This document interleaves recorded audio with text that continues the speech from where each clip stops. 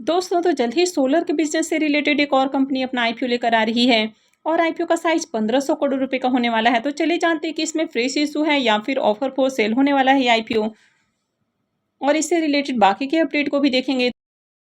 तो चलिए वीडियो को शुरू करते हैं।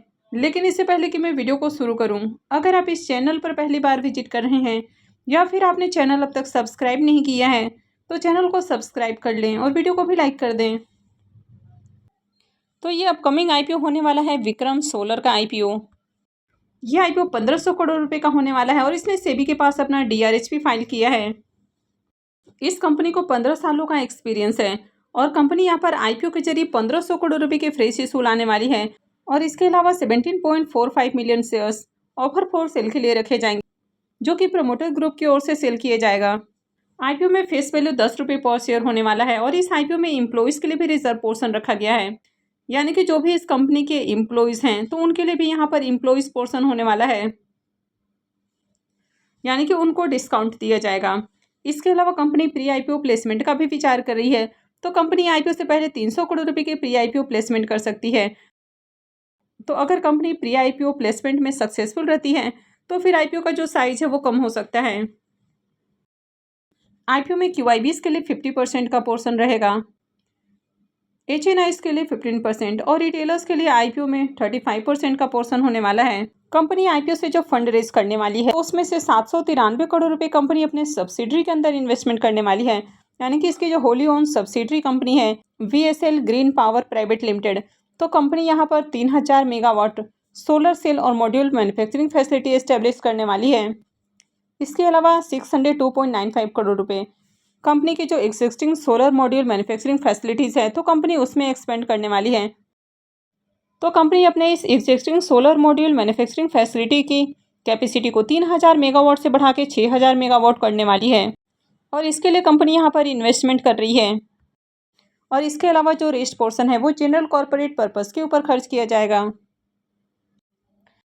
विक्रम सोलर ने अपने मैन्युफैक्चरिंग जर्नी की शुरुआत 2009 से की थी और उस समय इनकी कैपेसिटी मात्र 12 मेगावाट थी। अब कंपनी ने जब अपना डीआरएच फाइल किया है तो अभी अगर इनकी कैपेसिटी की बात करें तो ये 3.50 गीगावाट देखने को मिल रहा है। अब क्रिसल के रिपोर्ट के अकॉर्डिंग देखें तो ये company ministry of new and renewable energy के अप्रूव्ड लिस्ट में one of the largest capacity वाली कंपनी के रूप में देखने को मिली है, जिसमें कंपनी की जो कैपेसिटी है वो जुलाई 2024 तक 2.43 गीगावाट देखने को मिली है।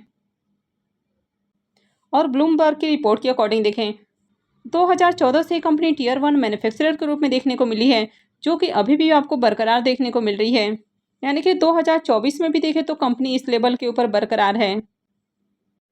अब जैसे जैसे लोग रिन्यूएबल की ओर शिफ्ट हो रहे हैं तो इस तरह की जो कंपनियां हैं तो इनमें बहुत ज़्यादा डिमांड आती हुई देखने को मिल रही है और इस तरह की कंपनियां डिमांड को देखते हुए अपनी कैपेसिटी को भी इंक्रीज कर रही हैं। तो इस तरह की कंपनियों में ग्रोथ भी आपको देखने को मिल रही है और कंपनियों के अंदर एक्सपेंशन भी देखने को मिल रहा है।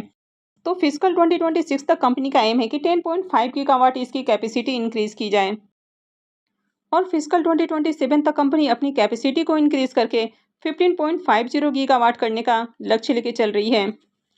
और इसमें इनका तमिलनाडु का सोलर सेल मैन्युफैक्चरिंग प्लांट भी इंक्लूड है, जिसकी कैपेसिटी 3 गीगावाट है। कंपनी की प्रेजेंस इंडिया के 23 स्टेट और 3 यूनियन टेरिटरीज के अंदर आपको देखने को मिल जाती है। तो कंपनी का स्ट्रॉन्ग डिस्ट्रीब्यूशन और डीलर्स नेटवर्क आपको देखने को मिल जाता है। अब कंपनी की बात करें तो कंपनी का जो सेल्स ऑफिस है वो यूएस में भी देखने को मिल रहा है और इनका जो प्रोक्योरमेंट ऑफिस है वो चाइना के अंदर है, जहां से कंपनी सोलर पीवी मॉड्यूल की सप्लाई 39 देशों के अंदर करती है।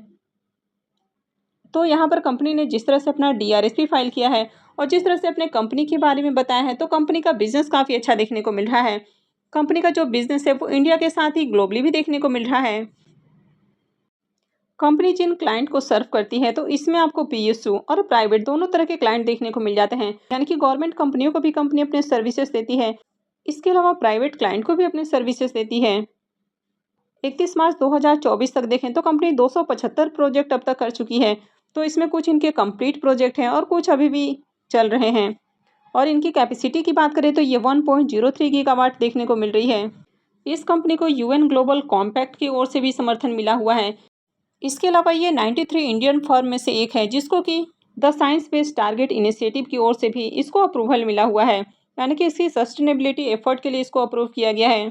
तो जब कंपनी ने अपना डीआरएसपी फाइल किया उस समय इनका ऑर्डर बुक 8,214 मेगावाट का देखने को मिला है, जो कि इसकी रेटेड कैपेसिटी से भी ज़्यादा देखने को मिली है। 2024 में इस कंपनी को एनटीपीसी रिन्यूएबल एनर्जी की ओर से 397.70 मेगावाट की प्रोजेक्ट के लिए ऑर्डर मिला था। इसके अलावा जेएसडब्ल्यू एनर्जी की सब्सिडरी कंपनी की ओर से भी इनको 1 गीगावाट का ऑर्डर मिला था। अब इस कंपनी के रेवेन्यू की बात करें तो फिजिकल 2024 के अंदर कंपनी के रेवेन्यू को देखें तो ये 21.11% से इंक्रीज होते हुए देखने को मिला है और ये अभी 2510 करोड़ का देखने को मिल रहा है। और इसके प्रॉफिट आफ्टर टैक्स को देखें तो ये 450% से इंक्रीज होते हुए देखने को मिला है।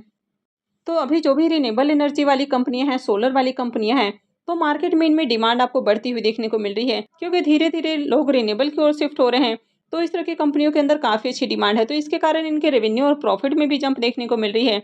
और जब ये कंपनियां मार्केट में आएगी तो इन कंपनियों से बम्पर लिस्टिंग की भी उम्मीद है, क्योंकि इस सेगमेंट की जितनी भी कंपनियां मार्केट के अंदर आ रही है, चाहे कंपनी छोटी हो या बड़ी हो, तो इस तरह की कंपनियों की लिस्टिंग बम्पर हो रही है। तो कंपनी ने अभी अपना डीआरएस भी फाइल किया है, तो जैसे ही सेबी की ओर से मंजूरी मिलती है तो कंपनी का आईपीओ आते हुए देखने को मिलेगा। तो जैसे आगे इससे जुड़ी हुई कोई भी अपडेट आती है तो मैं भी आपको अपडेट कर दूंगी। तो आगे भी इसी तरह की और भी अपडेट से जुड़े रहने के लिए चैनल से जुड़े रहें, चैनल को सब्सक्राइब करके रखें। और अगर आपने वीडियो को लाइक नहीं किया है तो वीडियो को भी लाइक कर दें। वीडियो को अंत तक देखने के लिए आप सबको बहुत बहुत धन्यवाद।